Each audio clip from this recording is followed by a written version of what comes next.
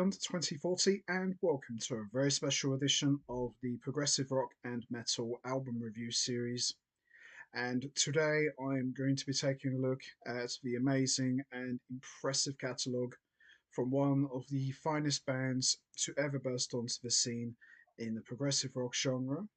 And this band has been a force since bursting onto the scene back in the mid 2000s, and they are still going very strong to this day as we speak. And this is a band that really captures the spirit of classic 70s progressive rock, but with a modern twist. And they're an incredible band. I've had the great pleasure of seeing this band on two occasions, and they were some of the best shows I have ever seen. And this band packs a lot of energy and power, not only in their playing, but in their music as well. And they have a very recognizable sound which harkens back to the classic sound of Bruford of the late 70s. But when you hear these guys, you know straight away it's them. And this is a band that, quite frankly, in my opinion, needs no introduction whatsoever. I am talking about, of course, the one and only American progressive rock band, District 97. So, the first time I became aware of District 97 was through their collaboration with the late great John Wetton. And I used to see various films of John Wetton singing and performing classic King Crimson tracks from the period when he was in the band with District 97. And obviously, everyone knows John Wetton, one of the true prog rock icons and one of the classic voices of all time and an all round true legend. So, seeing John Wetton performing with this great young band from America was really interesting. And I was really impressed with the musicianship, the dynamics, and the energy that District 97 brought to the King Crimson material. And what really blew me away about District 97 was how they did such a great job in playing note for note all of the King Crimson songs exactly as they were. Because, you know, we've seen it time and time again, you know, bands perform cover versions of classic bands. You know, it's not an original thing. Lots of bands have done this time and time again, but I was really impressed with how District 97 paid so much love and respect to the classic King Crimson sound and the way they played the material so perfectly. Obviously, there was a different twist to it because we had a female vocalist singing these classic songs alongside John Wetton. But I wanted to know more about District 97, so I saw various films of them playing UK songs, which really blew me away. And I really was won over by them when they performed various material from Bruford, which featured Annette Peacock on vocals. And they did remind me a lot of Bruford. You know, I always looked at District 97 as a young, sophisticated Bruford in terms of the unusual, quirky vocals. And I became a fan straight away. And I thought these guys are really good because they're not just your typical rock band. They really embody the spirit of progressive rock, but just take it in a more mainstream direction. But very appealing, great guitar playing, unbelievable vocals, you name it. These guys are the real deal, and they are for my money, the whole complete package. They have got everything going for them, and they're still very young. You know, they're all like in their late 30s to early 40s. So they have got a very bright future ahead of them. And, you know, the very fact that District 97 performed alongside a true legend like John Wetton, you must be doing something right. And, you know, he's sat in with them many times, you know, and he's pretty much given his blessing to this band. So anytime you get the blessing of someone like John Wetton, as far as I'm concerned, you've made it. And they also got great endorsements from the legendary Bill Bruford, who, as we all know, was a member of King Crimson with John Wetton. And Bill Bruford has gone on record to say that he loves District 97. He considers them to be one of his favourite bands. So to get the endorsements of two iconic King Crimson members in John Wetton and Bill Bruford, that's a pretty big rub to have as far as I'm concerned. So well done to District 97. You know, as far as I'm concerned, when you're rubbing shoulders with John Wetton and Bill Bruford, you're doing something right, as far as I'm concerned. So District 97 was formed in 2006, and it was originally comprised of Jonathan Shang on drums, Rob Clifford on keyboards, Patrick Malaki on bass, and Sam Cran on guitars. And District 97 was originally an instrumental rock band, very similar and in the vein of Liquid Tension Experiments, but they decided that they wanted to shift things and go in a different direction and were looking to add a singer to the fold. So this saw the introduction of former American Idol finalist Leslie Hunt, who was a contestant on the show. And her vocal range and style was exactly what District 97 were looking for, as her energetic vocal range was the perfect fit for the fast paced and challenging instrumental compositions of District 97. And this led to Leslie Hunt officially becoming the band's singer and frontwoman, as she would co compose and provide all of the lyrics for the band's music. And she has been the singer ever since. And throughout their history, District 97 have had a number of various different lineup changes with members coming and going. And the current District 97 lineup is of Leslie Hunt on vocals, Jonathan Shang on drums, Andrew Lawrence on keyboards, Tim Sizer on bass, and Jim Tashian on guitars. So that has pretty much been the stable lineup of District 97. And as I said, they are a fantastic band and one of the best progressive rock bands in the genre currently on the scene. And they have been together now for exactly 20 years, which is very impressive for a band. And they are still going very strong to this day as we speak. And they continue to blow people away with their unbelievable musicianship and soaring vocals and ripping guitar playing and hard hitting drumming.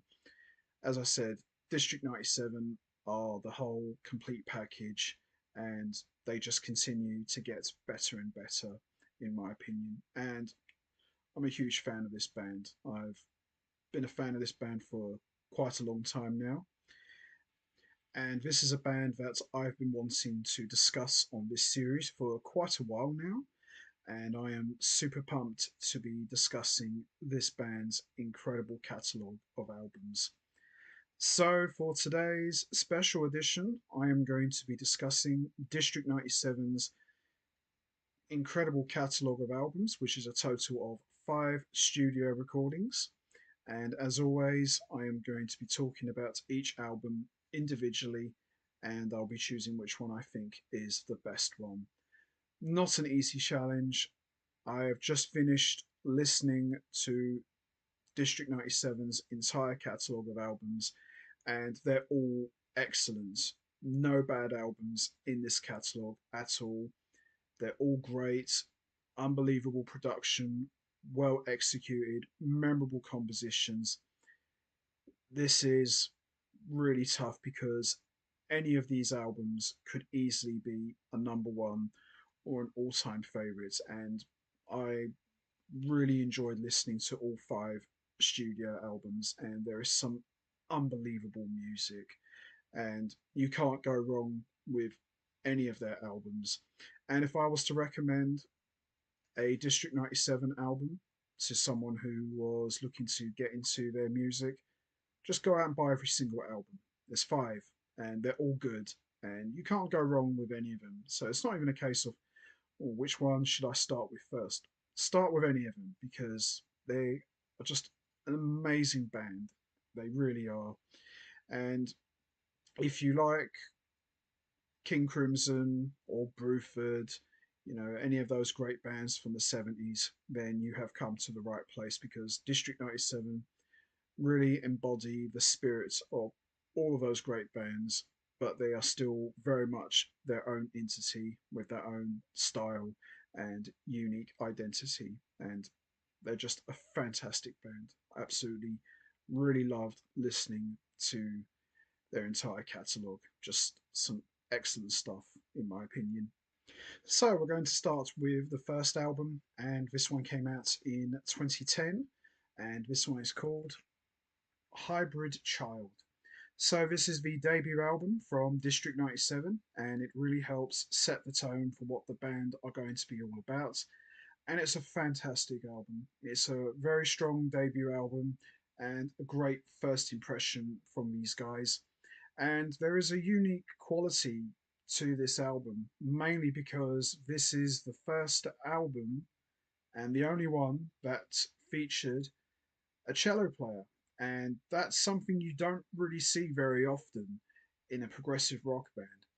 The only other band that I can think of that actually had a featured cellist in their band was Anecdotum, and that's the only other one that comes to mind. So for District 97 to actually have a cello player in their band was quite unusual because when I was listening to Hybrid Child, all I could think about was, who's the violin player? That sounds quite interesting. And I looked up the credits, and it's not actually a violin player, it's actually a cello player. So that was quite cool to hear. Really operates kind of like a violin player, but different. And the way the cello shredded with the guitars, I thought was very cool and very unusual. So I thought that was a nice touch to it. Would have liked to have seen more of that explored, but I understand and appreciate they were just trying out different things. But I liked it. I thought it was quite a unique thing to see and hear in a progressive rock band having a cello player. As I said, only Anecdotum comes to mind that have done things like that. So that was quite cool. But Hybrid Child, top to bottom, a very strong album and lots of great songs. Now, officially, there is actually five tracks. One of them is made up of a multi-part suite, which is not something you don't see often in a progressive rock band. It's something you do see quite a lot. A lot of prog bands like to do the big multi-part epic suites, and District 97, they have a crack at it, and they do a very good job in executing it and pulling it off very well. So props to them. It's a very good track. So we've got the opener, I Don't Want to Wait Another Day, which is excellent. Leslie Hunt is just fantastic with rocking vocals, and she's all over this album. And one thing I've always liked about Leslie Hunt as a singer, she packs so much energy not only into the music but into her performances as well. She is such a explosive and energetic singer, and I could not imagine any other singer in District 97 but her. She is the voice of District 97. She is such a fantastic singer. And then we've got I Can't Take You With Me, which is brilliant. And then we got The Man Who Knows Your Name, which is great. And then we've got Termites, is brilliant. And then, of course, we've got the big 27-minute epic called Mind Scan, which is made up of 10 parts. So this pretty much is most of the whole album is this big epic, and it's absolutely amazing. You know, for me, this was probably the standout piece of the entire album. It's just unbelievable. So we've got Mind Scan Part 1, Arrival, which is excellent. Then we got Part 2, Entrance. Part 3, Realization. Part 4, Welcome. Part 5, Examination. Part 6, Hybrid Child, which is kind of like the title track in a way. Then we got Part 7, Exploration. Part 8, What Do They Want? Part 9, When I Awake. And then we've got Part 10, Returning Home. So it's kind of got a bit of a spacey quality to it, but it's really good. It's a really good album, and just what better way to close out a prog album than having a massive epic? Doesn't get any better than that. So the standout tracks for me are I Don't Want to Wait Another Day, I Can't Take You With Me, The Man Who Knows Your Name, and the big 27-minute epic Mind Scan. But as I said, top to bottom, this is an absolute brilliant album and very enjoyable. And as I said, this is the one that really helped set the tone for what District 97 were going to be all about. So there you have it. Hybrid Child, great debut from District 97, and an all round fantastic album. Love it. So we move on to the next album, and this one came out in 2012, and this one is called Trouble with Machines. So Trouble with Machines is the second album from District 97, and it's equally as good as the debut album. And it's got a special guest appearance from the one and only, the legendary John Wetton, who appears on one track. And top to bottom, this is a great album. And Jonathan Shane is an incredible drummer. He is right up there with Mike Portnoy, Gavin Harrison, and Marco Miniman. His drumming is all over this album, and he has a huge presence in the music, and he truly is the muscle behind District 97. He is an unbelievable drummer, certainly one of the best I have ever heard, and he's even better live. Holy smokes, he is so damn good. So, we've got the first track, Back and Forth, which is a great opener. Open Your Eyes is excellent. The Actual Colour is great. The Perfect Young Man, which features John Wetton, absolutely outstanding. Wetton and Hunt's vocals together is just magic. Absolute magic. Who Cares is another great track. Read Your Mind is brilliant. And then we got the 13-minute epic to close out the album, The Thief. Excellent album and a great follow up to the debut. High energy performances, ripping guitar playing, soaring vocals, you name it. This album has got it all. Absolutely incredible stuff. So the standout tracks for me are Back and Forth, The Actual Colour, The Perfect Young Man, Read Your Mind, and The Thief. Absolutely really enjoyed this album a lot, and the highlights for me, of course, is the special guest appearance of John Wetton, who really you could kind of say he was like the sixth or seventh member of District 97. He just fits in with these guys so well, and he really brings out the best in District 97. And he always, whenever he could, he was always guesting with these guys, and it's so good to have him make a special guest appearance on one of District 97's albums. and it doesn't disappoint. I mean, it's John Wetton. Doesn't get any better than that. So there you have it. Trouble with Machines, a fantastic album and a great follow up to the debut. Really enjoyable stuff. Great album. So we move on to the next album, and this one came out in 2015, and this one is called In Vaults. So this is the third album from District 97, and this was the one that really won me over. And this was actually the first one I ever heard, and this one instantly made me a fan of the band, and it's a great album. Lots of classic songs which they still play to this day. It's just unbelievable. This album really packed a punch, and I remember the first time I heard this album, I thought, wow, these guys are really good.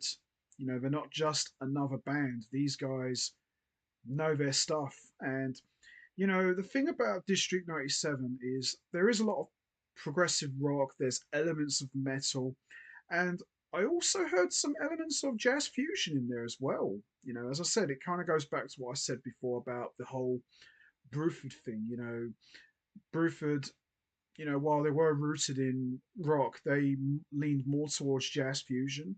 And I look at District 97 the same way. They are still very much a progressive rock band, but there is some jazzy influences in there as well. And some of the tracks on this album reminded me a lot of Annette's Peacock with Bruford, you know, in terms of the quirky, laid back vocals. Just a very energetic album and lots of great songs. And for me, this was the one that made me a fan. Just absolutely incredible album. So we got the unbelievable opener, Snow Country, just a dynamite track. Death by a Thousand Cuts is absolutely brilliant. Handlebars is great. A Lottery is brilliant. All's Well That Ends Well is great. Takeover is excellent. On Paper is brilliant. Learn from Danny is great. And then we've got the 11-minute epic Blinding Vision. Whew! Just a cracking album. Lots of banging songs. You name it. This album is just very good. Excellent stuff. And the standout tracks for me are Snow Country, Death by a Thousand Cuts, Takeover, On Paper, Learn from Danny, All's Well That Ends Well, and Blinding Vision. But top to bottom, every song is excellent, very strong album. And as I said, there are no bad albums in District 97's catalogue. They're all good.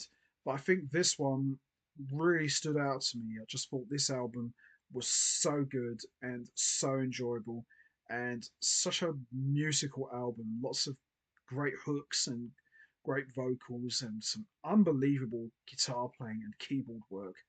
This album has got it all. Just a masterpiece from District 97. So there you have it. In Vaults, brilliant album, and could very well be my favourite District 97 album. Absolutely fantastic. So we move on to the next album, and this one came out in 2019, and this one is called Screams. Once again, another fantastic album from District 97, equally as good as the first two, very enjoyable. You know, a lot less longer songs, more shorter songs, but still lots of high energy and fast paced material. Great playing from Andrew Lawrence. Tim Sizer is ripping it up on bass. Jonathan Shanks just kicking ass on the drums. And Leslie Hunt is just absolutely tearing it up on the vocals. And Jim Tashian is just a ripping guitar player with lots of tasty and crunchy soloing. And very enjoyable album. You know, I like the longer songs just a little bit more. We have got one long song on here, so they're more going for like shorter songs, but doesn't take anything away from the energy and enjoyment of the music. It's just they're going in a bit more of a different direction, but still very enjoyable in my opinion. So we got Forest Fire, which is excellent.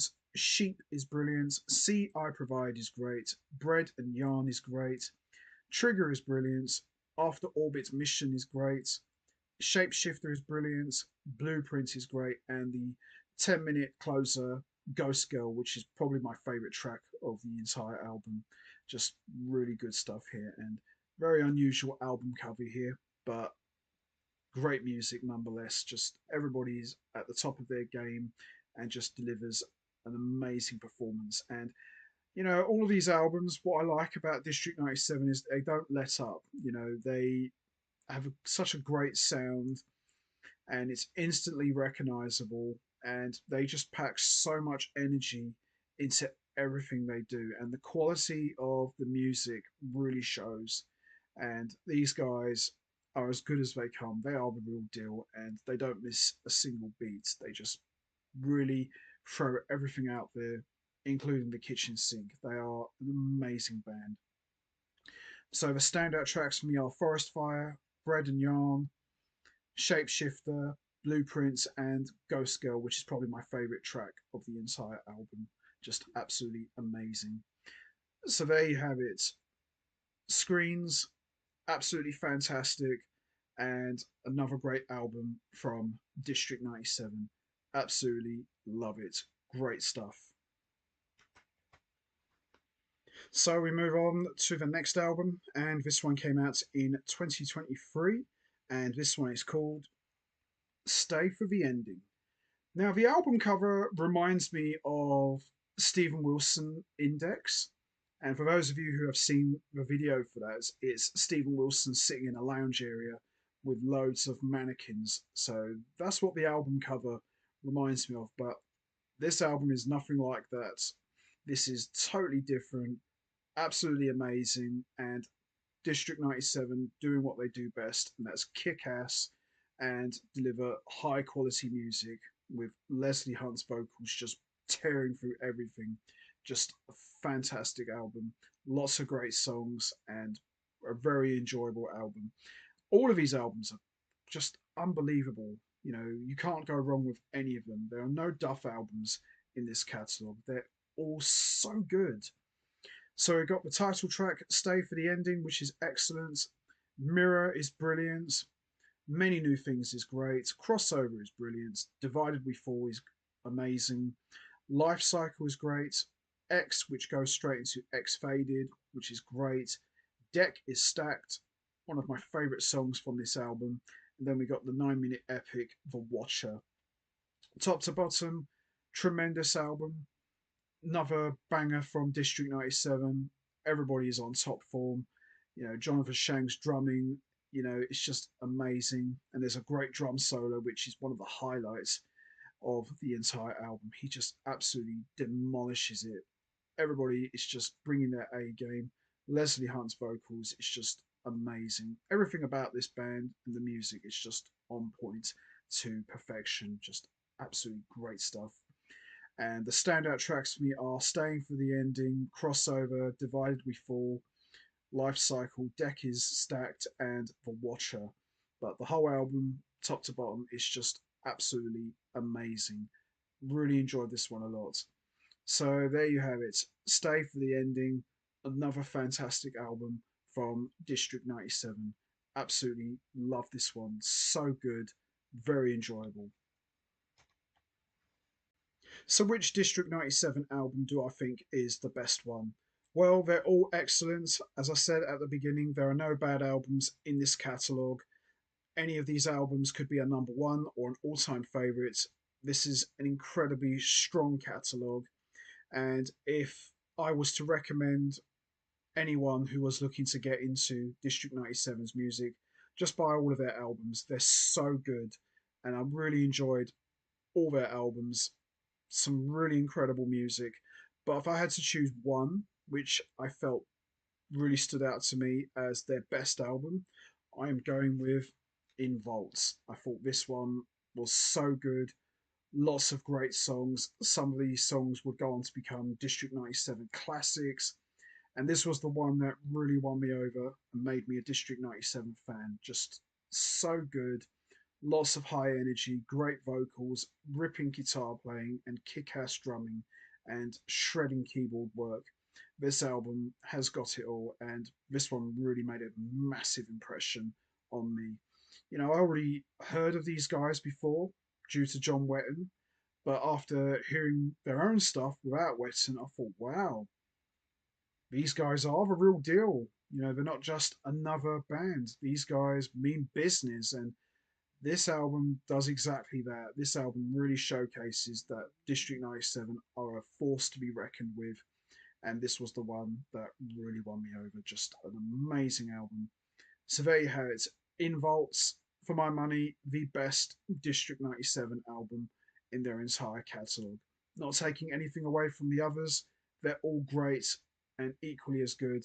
But for me, this was the one that really stood out the most to me. Just an amazing album. So there you have it. In Vaults, the best District 97 album for me. Absolutely love it. So that's going to be it from me. I am going to wrap this up now. What's your favourite District 97 album? Is it Hybrid Child, Trouble with Machines, In Vaults, Screens, or Stay for the Ending? There's no right or wrong answer. We all have our favourite albums.